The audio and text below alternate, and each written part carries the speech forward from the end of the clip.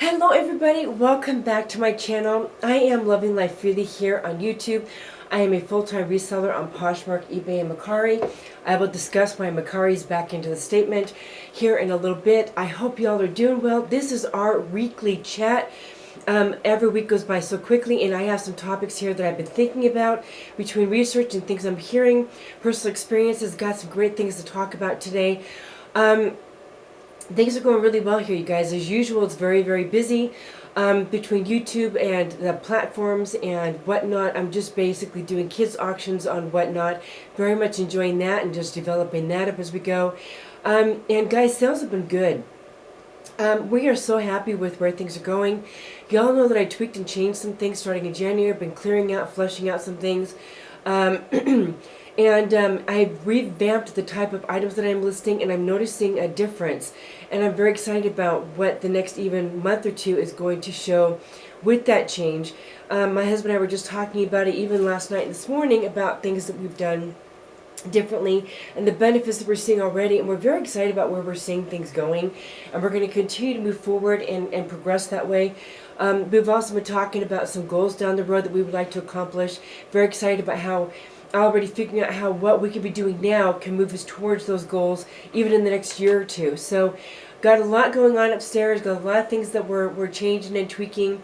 And y'all know that even if you say in a video, hey, I'm doing this right now, like with Mercari, you tweak and change things as you go, so I will explain to you what's going on with that.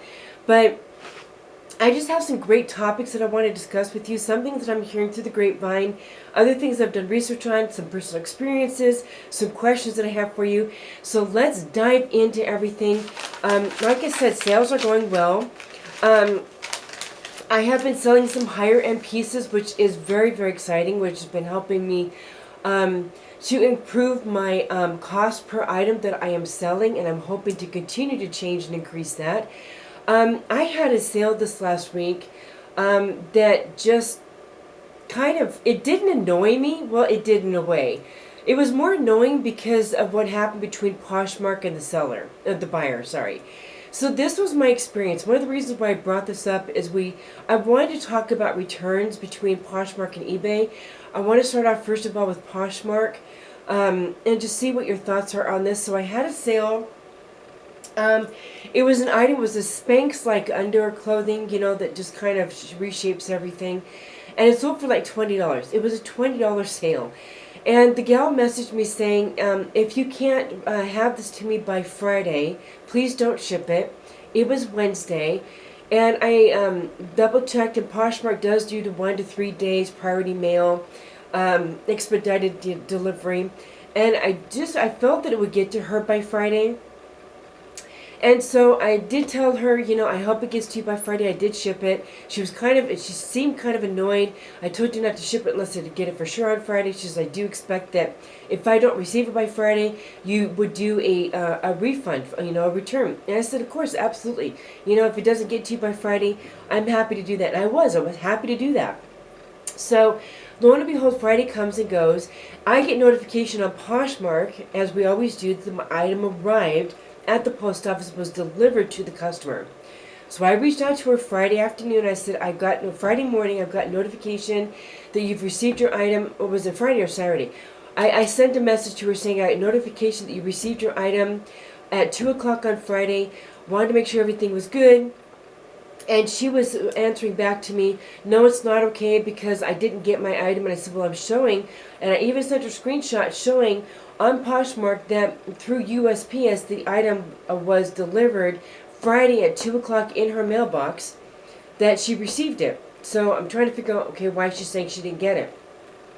Then she answered me back something to the effect of how it didn't get to her until like later because their mail delivery people in her post office don't always deliver packages into their mailboxes when they get them. So I'm sitting here thinking, but it arrived to you, so why didn't they put it in your mailbox? Because she said that she checked it Friday afternoon and it wasn't in her mailbox even though it arrived there at 2 o'clock on Wednesday. Well, even most post offices shut down at 4:30, 5 o'clock. There's no reason why her postal courier couldn't have put that package in her mailbox that afternoon so she could get it, and when she arrived, or even her go into the counter and say, hey, I should have a package waiting for me. Can I get it? But that didn't happen. So I reached out to her and I said, she required with Poshmark, specifically through Poshmark, I would like to have a refund and do a return. Poshmark denied her doing a refund and a return. Even though I mentioned in the chat prior to that I would be okay doing a refund and a return for her if it didn't arrive. Well, Poshmark states because the item was as described and delivered, because it was delivered by Friday. So they denied her return, so she was answering back, going back and forth with Poshmark, saying how she was going to go through her bank, she was going to reject the item, return it, and how she was expecting through her bank, she was going to do a thing through her bank, rejecting the fee on her account, which that at that point was between her and Poshmark. I reached out to her and told her I didn't care either way whether she sent the item back. To me, it was just ridiculous. This was over a $20 item. I get that it's the aspect of the fact that, it needed to be there on time. I get that, but it actually did arrive on time. And at that point, it wasn't on me that her postal courier didn't put the item in her box. And even if it wasn't in her box at that time, why she didn't go into the post office in the courier counter to say, hey, I have an item that should have gotten here. I'd like to make sure and verify that it did get here. At that point, there was nothing I could do. There was nothing I could do on my end. I did receive the item back. And I did message her back saying I wish her well. I hope that things go well for her. I honestly didn't care at this point. There was nothing I could have done. My item did arrive as I stated by Friday. And that item actually did sell again on a different platform. I just shipped it out to another person today. And then I had another person reach out to me 2 days ago on an item, a really, really expensive item, asking if I could get it to them over, have it to them by 2 days. And I did explain to them that Poshmark does do expedited, but it can take 1 to 3 days. And so she said, okay, well, that won't work. And I was kind of bummed because this was a really, really nice item that could sell for really nice money. And so I was like, okay, it is what it is. I wasn't going to ship it and have it turn out that it didn't get to her in time and then have a whole other fiasco of that all over again. I learned from my first time. And then it's funny because that very exact same item just sold today for a really good profit on a different platform. So that shipped out today anyway. Have you guys run into this before? Where you've shipped an item and not on your part, but for some reason an item was returned, and even though you would have agreed to a return, or Poshmark, how have you dealt with returns on Poshmark? Even if in a chat conversation you're having with the buyer, you are in agreement with that, with that item being returned, Poshmark denies the return. I personally think, I get that there are times when Poshmark needs to support us in returns, where somebody receives an item and they just don't want it.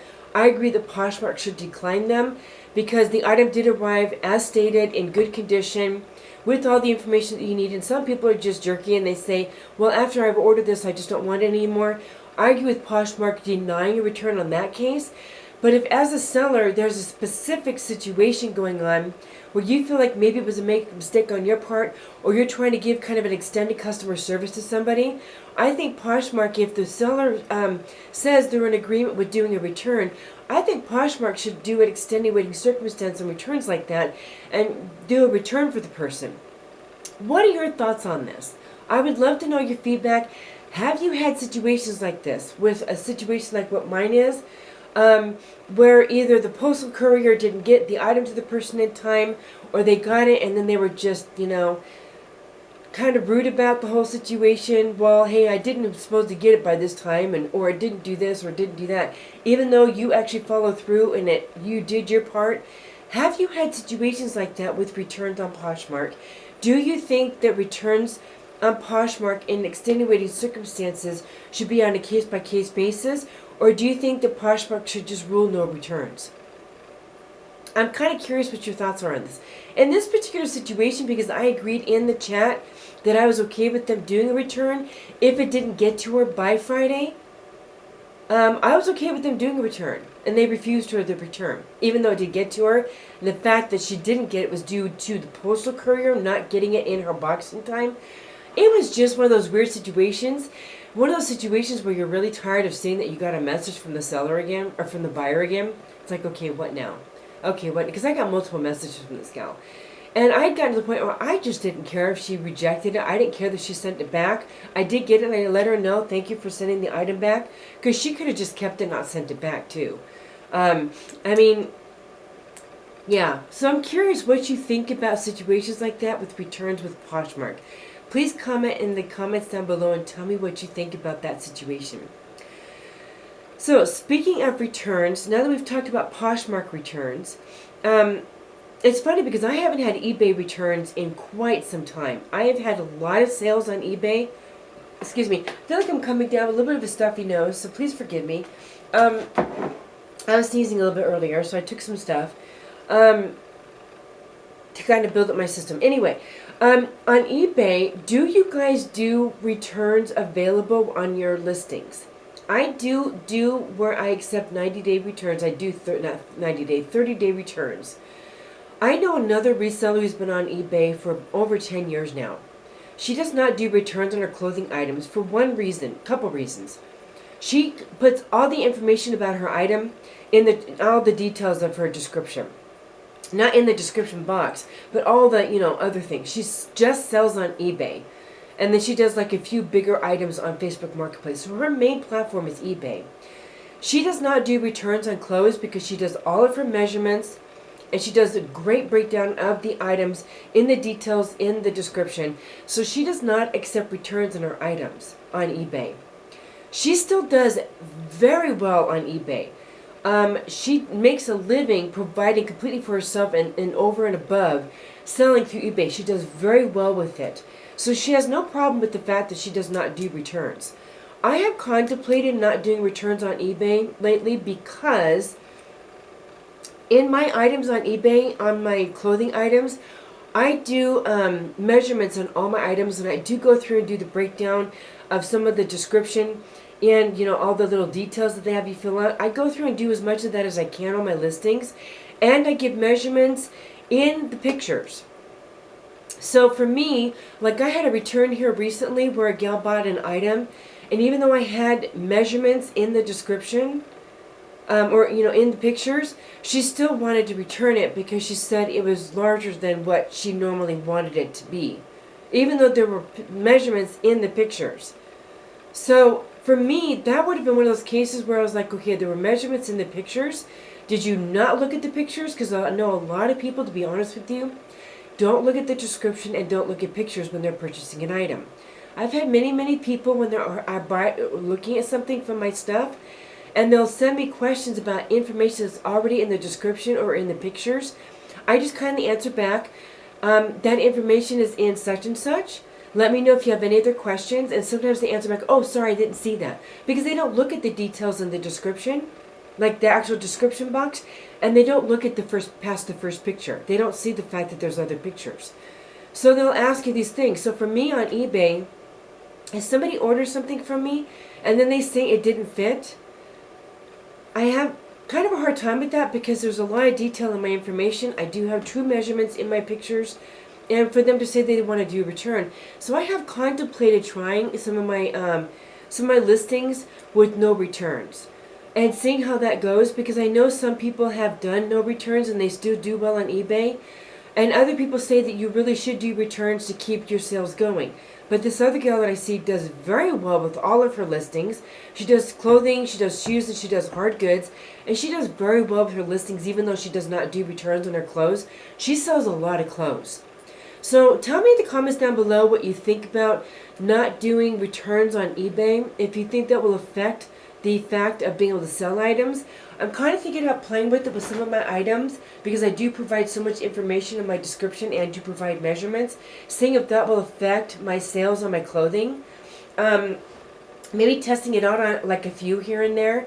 And if I don't see a decline in sales and some of those items that don't have returns on them sell, I may just switch some of my clothing items to no returns, because now, I did have another return this week. I had 3 returns this week. One was my fault because I accidentally sent the wrong item out. So I said, absolutely, let's do a return. So she's sending it back to me.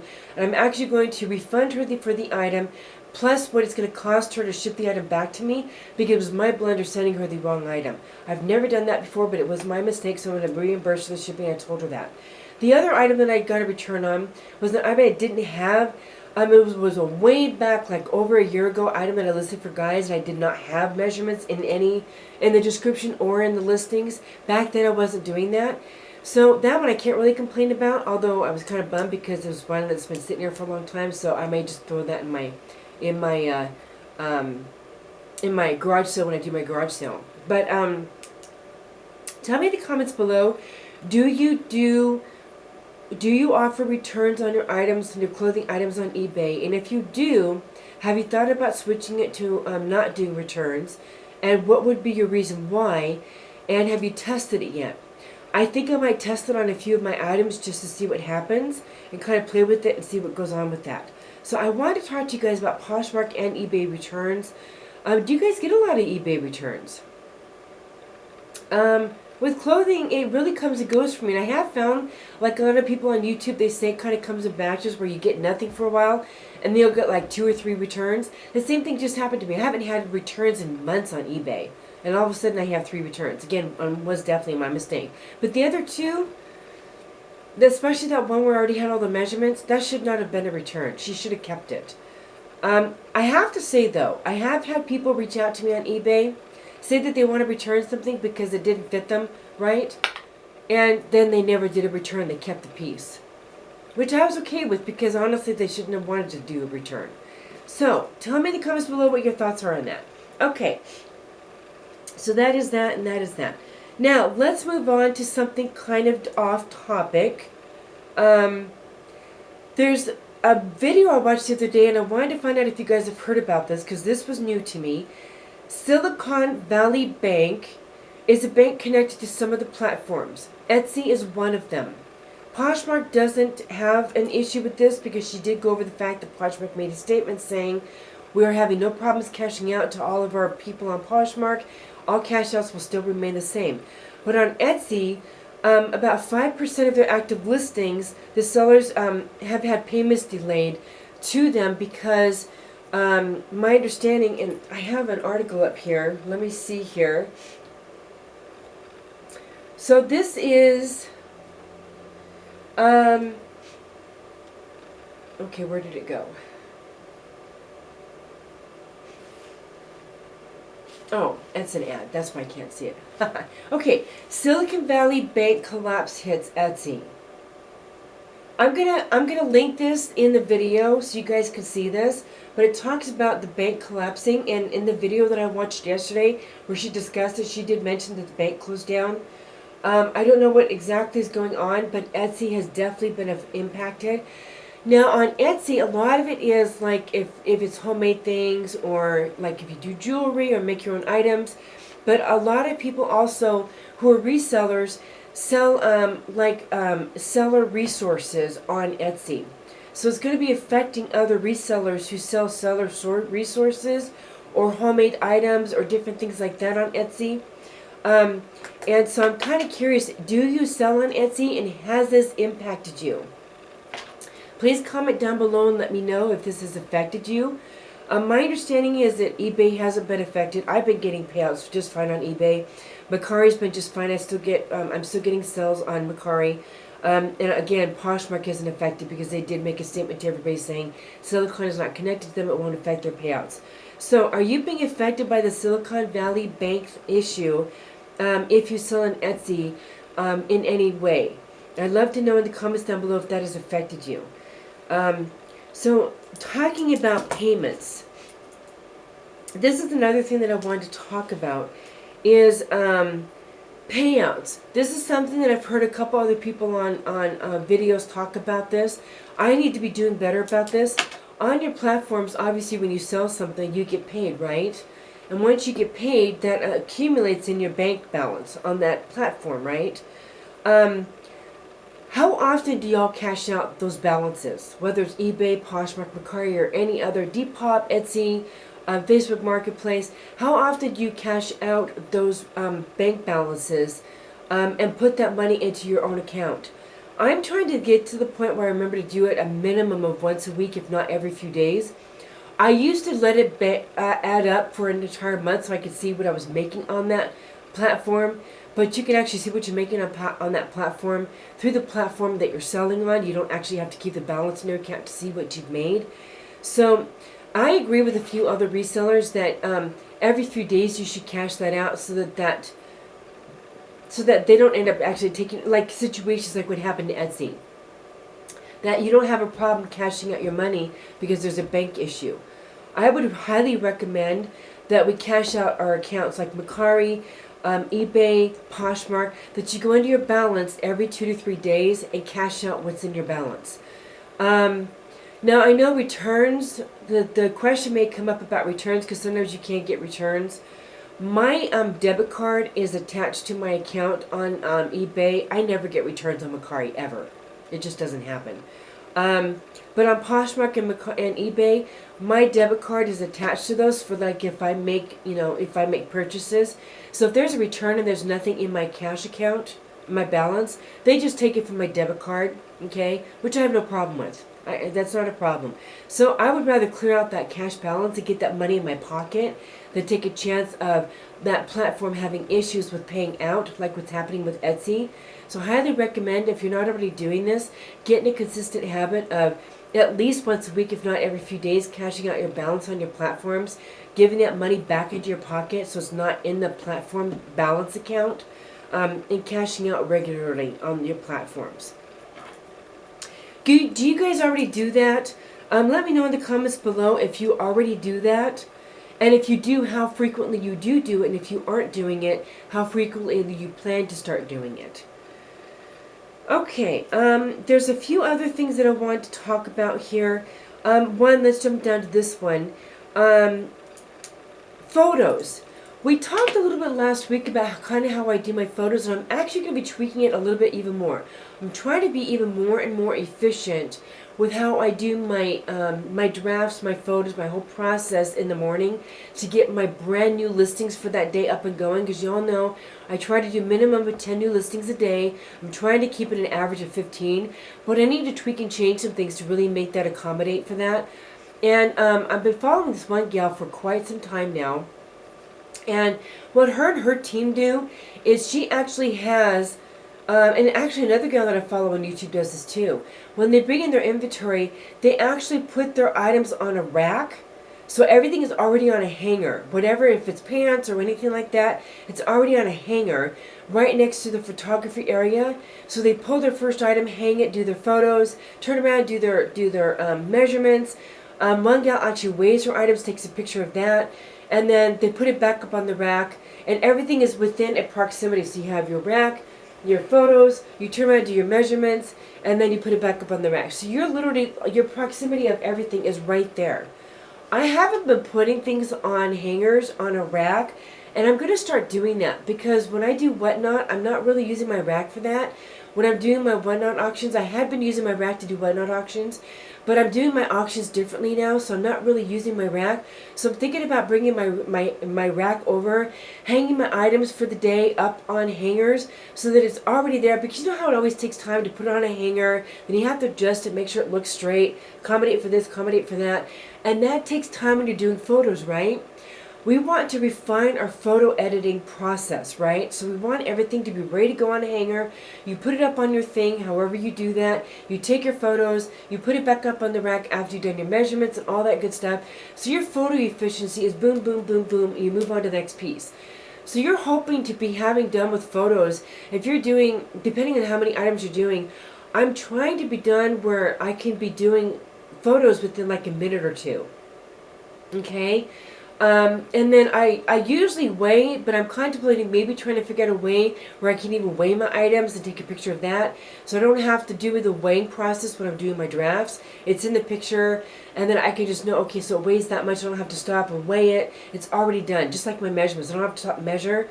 So I'm really working on fine-tuning and tweaking my photo process to really take advantage of the time and make my process of doing my photos more and more efficient. When you do your photos, what is your process and how efficient are you? How long do you think it typically takes you to do your photos? Again, I would like to get to the point where I'm down to like a minute or two to do my photos.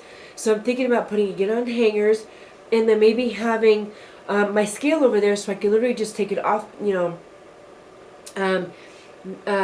maybe take it off the hanger, because they actually, when they do the photo of the gal who does the weight on her pictures, she takes it off the hanger, and then because they already have all their information in their photos, they already bag it right there at the station. They weigh it right there on the station, and it's already prepped and ready to go to be put away in their inventory.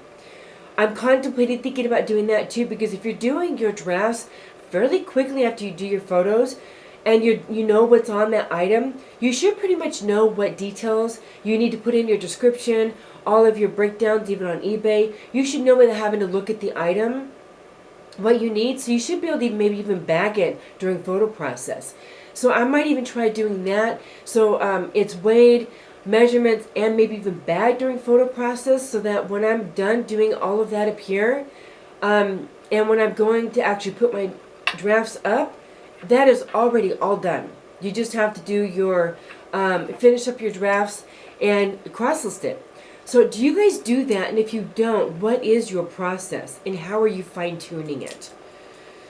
Okay, so I wanted to talk about that because there's always better ways to be doing things to be more efficient as a reseller, right? And I'm always looking for ways to fine-tune and tweak things. Okay, a couple more topics. I was watching a video the other day. When you're outsourcing, if you do source at thrift stores, do you ever run into employees at your thrift stores being rude to you? I watched a video the other day where a couple had taken, I think it was an IKEA bag, or no, it was a Goodwill bag, because they'd been going from store to store to store to buy things, right? And they took their bag in with them so they'd have something to hold things in, right? Because they didn't have a cart. And they'd already had a conversation with this gal before, so she knew that they were in there purchasing things. They were recording the whole process because they do that for YouTube. And then she slightly insinuated that they were trying to gyp the store and steal from the store because they were putting things in the bag. Do you find when you're in thrift stores, do you ever run into employees who are rude to you? Or the particular situation they had run into with this employee is that items were priced, she were claiming at the beginning of the video that the items were for sale at this specific price. Then she walked away and they were looking at other things. They found that same item in multiples, and they were trying to figure out, okay, so is it this price? Because there was two different prices on one. The one that the employee said that the price was, and then there was different pricing on that same kind of item on a different shoe. And she came over saying, even though in the video previously, oh, we marked all these. This is all of our markings. So this is what the price is.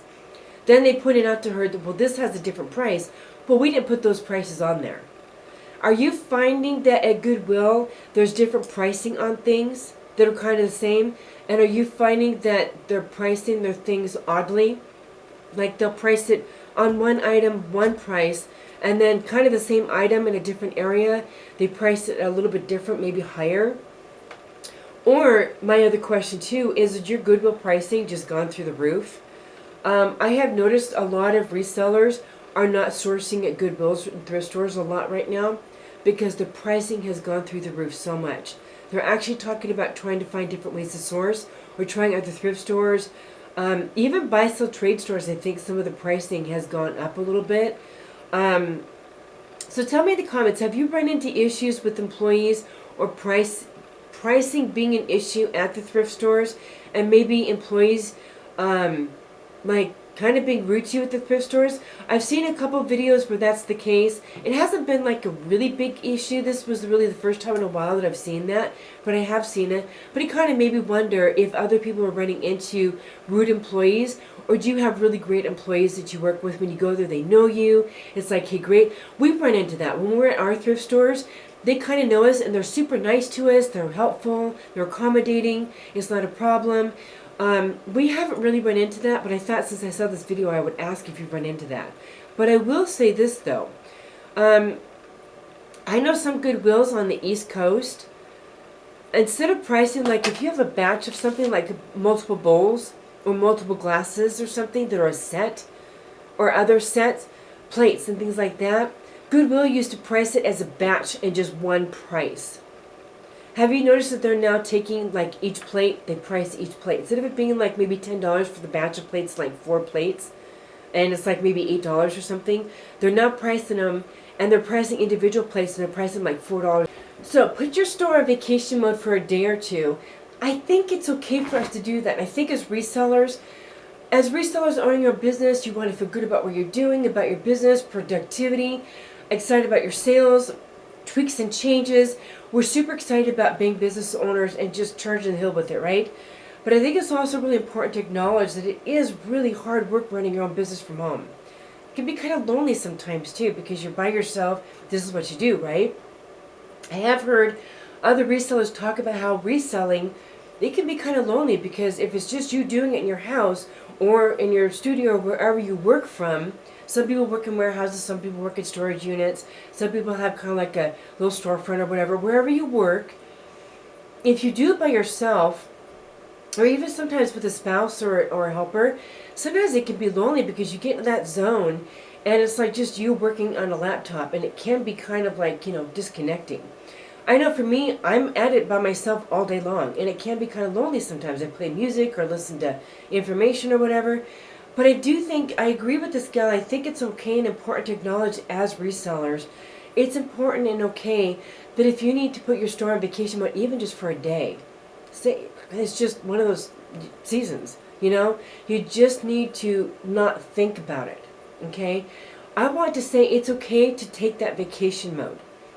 And then when you come back a day or two, or maybe 3 days, or whatever the time frame is that you feel it's necessary, maybe something's come up with family, you need to go see family for a week or a couple days, or something's going on, or maybe you're having a baby, or maybe your kids are going through something, or maybe your husband needs you, family needs you or something, whatever the case may be. Or you're sick, you have a cold. It's okay to shut your store down for a day or two. Take that time for yourself, take care of yourself, let your body heal, and then come back. And then what you could do is when you come back, run a little sale or something. Or do something to get, traction going. Maybe delist and relist some things to kind of get the footwork going. But if you have a good running store, even if you take a couple days, like I told you, when I took that time off last summer for my daughter's wedding, I was gone for a good week and a half, 2 weeks from reselling. When I came back and put my stores back up, I started listing again right away the day that I brought them up.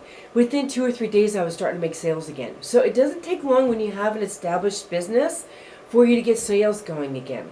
So whether you want to run a sale or do some delisting, relisting, but my point is that if you need to take a day, 2 days, maybe 3 days, and just decompress and just rest, it's okay for us to do that.